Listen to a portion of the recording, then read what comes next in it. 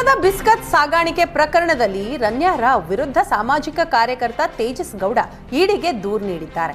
ರನ್ಯಾ ರಾವ್ ಪ್ರಕರಣವನ್ನ ತನಿಖೆ ನಡೆಸಬೇಕು ಅಂತ ಮನವಿ ಮಾಡಿದ್ದು, ಇದು ಎರಡು ದೇಶಗಳ ನಡುವೆ ನಡೆದಿರೋ ಚಿನ್ನ ಸಾಗಾಟ ಅಂತ ಹೇಳಿದ್ದಾರೆ.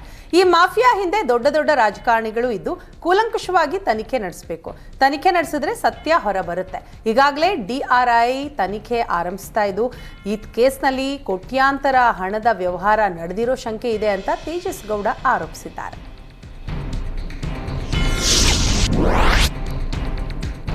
Gold biscuit beauty Ranya Rao smuggling ರಹಸ್ಯ ಬಗೆದಷ್ಟು ಬಯಲಾಗ್ತಾ ಇದೆ. ರನ್ಯಾ ರಾವ್ ಬಳಿ ದುಬೈ ರೆಸಿಡೆನ್ಸ್ ವೀಸಾ ಇರೋದು DRI ಅಧಿಕಾರಿಗಳ ತನಿಖೆಯ ವೇಳೆ ಪತ್ತೆಯಾಗಿದೆ. ಬರೋಬ್ಬರಿ 83 ಲಕ್ಷ ರೂಪಾಯಿ ನೀಡಿ 2 ವರ್ಷಗಳ ರೆಸಿಡೆನ್ಸ್ ವೀಸಾವನ್ನ ರನ್ಯಾ ಪಡೆದಿದ್ದಾಳೆ. ಇನ್ನು ದುಬೈ ರೆಸಿಡೆನ್ಸ್ ವೀಸಾ ಇರುವ ಹಿನ್ನೆಲೆಯಲ್ಲಿ ರನ್ಯಾಗೆ ಜಾಮೀನು ಮಂಜೂರು ಮಾಡದಂತೆ DRI ಅಧಿಕಾರಿಗಳು ಕೋರ್ಟ್ಗೆ ಮನವಿ ಮಾಡಿದ್ದಾರೆ. ರನ್ಯಾಗೆ ಜಾಮೀನು ಮಂಜೂರು ಮಾಡಿದರೆ ದೇಶ ಬಿಟ್ಟು ಹೋಗುವ ಸಾಧ್ಯತೆ ಇದೆ. ಹೀಗಾಗಿ ರನ್ಯಾಗೆ ಜಾಮೀನು ನೀಡದಂತೆ ನ್ಯಾಯಾಲಯಕ್ಕೆ DRI ಅಧಿಕಾರಿಗಳು ಮನವರಿಕೆ ಮಾಡಿದ್ದಾರೆ. ಕೆಲವೇ ಕ್ಷಣಗಳಲ್ಲಿ ನಟಿ ರನ್ಯಾ ರಾವ್ ಜಾಮೀನು ಅರ್ಜಿ ಭವಿಷ್ಯ ನಿರ್ಧಾರ ಆಗಲಿದೆ. ಬೆಂಗಳೂರಿನ ಆರ್ಥಿಕ ಅಪರಾಧಗಳ ವಿಶೇಷ ನ್ಯಾಯಾಲಯದಲ್ಲಿ ಜಾಮೀನು ಅರ್ಜಿ ವಿಚಾರಣೆ ನಡೆಯಲಿದೆ. ರನ್ಯಾ ರಾವ್ ಸಲ್ಲಿಸಿದ್ದ ಜಾಮೀನು ಅರ್ಜಿಗೆ ಪ್ರತಿಯಾಗಿ ಆಕ್ಷೇಪಣೆ ಸಲ್ಲಿಸುವಂತೆ DRI ಅಧಿಕಾರಿಗಳಿಗೆ ನ್ಯಾಯಾಲಯ ಸೂಚಿಸಿತ್ತು. ಅದರಂತೆ ರನ್ಯಾ ರಾವ್ಗೆ ಜಾಮೀನು ನೀಡದಂತೆ DRI ಆಕ್ಷೇಪಣೆ ಸಲ್ಲಿಸಿದೆ. ರನ್ಯಾ ರಾವ್ ಪರ ಹಿರಿಯ ವಕೀಲ ಕಿರಣ್ ಜವಳಿ ವಾದ ಮಂಡಿಸಿದ್ರು. ರನ್ಯಾಳನ್ನ ಅರೆಸ್ಟ್ ಮಾಡಿದಾಗ ಅರೆಸ್ಟ್ ಮೆಮೊ ನೀಡಿದ್ದಾರೆ. ಕಸ್ಟಮ್ ಕಾಯ್ದೆ ನಿಯಮಗಳನ್ನು DRI ಅಧಿಕಾರಿಗಳು ಪಾಲಿಸಿಲ್ಲ.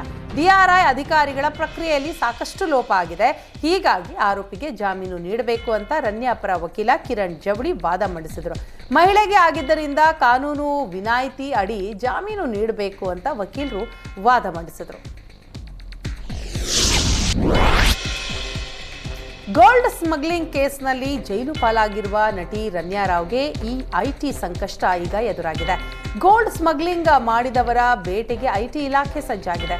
ಈಗಾಗಲೇ ರನ್ಯಾ ರಾವ್ ಚಿನ್ನ ಕಳ್ಳ ಸಾಗಣೆ ಸಂಬಂಧ 4 ಸಂಸ್ಥೆಗಳು ತನಿಖೆ ನಡೆಸ್ತಾ ಇದ್ದು, ತನಿಖಾ ಅಖಾಡಕ್ಕೆ IT ಕೂಡ ಎಂಟ್ರಿ ಕೊಡಲಿದೆ. ರನ್ಯಾ ರಾವ್ ಮನೆಯಲ್ಲಿ ಸಿಕ್ಕ ನಗದು ಹಾಗೂ ಚಿನ್ನದ ಬಗ್ಗೆ DRI ಅಧಿಕಾರಿಗಳಿಗೆ ಆದಾಯ ತೆರಿಗೆ ಇಲಾಖೆ ಮಾಹಿತಿ ಕೇಳಿದೆ. ರನ್ಯಾ ಮನೆ ಮೇಲೆ ದಾಳಿಯ ವೇಳೆ ಕೋಟಿ ಹಣ ಪತ್ತೆಯಾಗಿತ್ತು. 2,67 ಲಕ್ಷ ಹಣ ನಗದು ರೂಪದಲ್ಲಿ ಸಿಕ್ಕಿತ್ತು. ಹೀಗಾಗಿ ಹಣದ ಮೂಲ ಪತ್ತೆ ಹಚ್ಚಲು IT ಇಲಾಖೆ ಮುಂದಾಗಿದೆ. ಅಷ್ಟು ಪ್ರಮಾಣದ ನಗದು ಹಣ ಹೇಗೆ ಬಂತು? ರನ್ಯಾ ಆದಾಯದ ಮೂಲಗಳು ಯಾವುದು?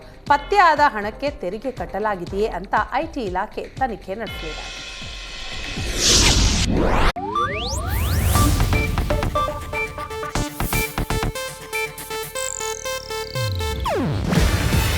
ಇದು ಏಷ್ಯಾನೆಟ್ ನ್ಯೂಸ್ ನೆಟ್ವರ್ಕ್ ಪ್ರಸ್ತುತಿ. ನೀವು ನೋಡ್ತಿದ್ದೀರಾ ಏಷ್ಯಾನೆಟ್ ಸುವರ್ಣ ನ್ಯೂಸ್.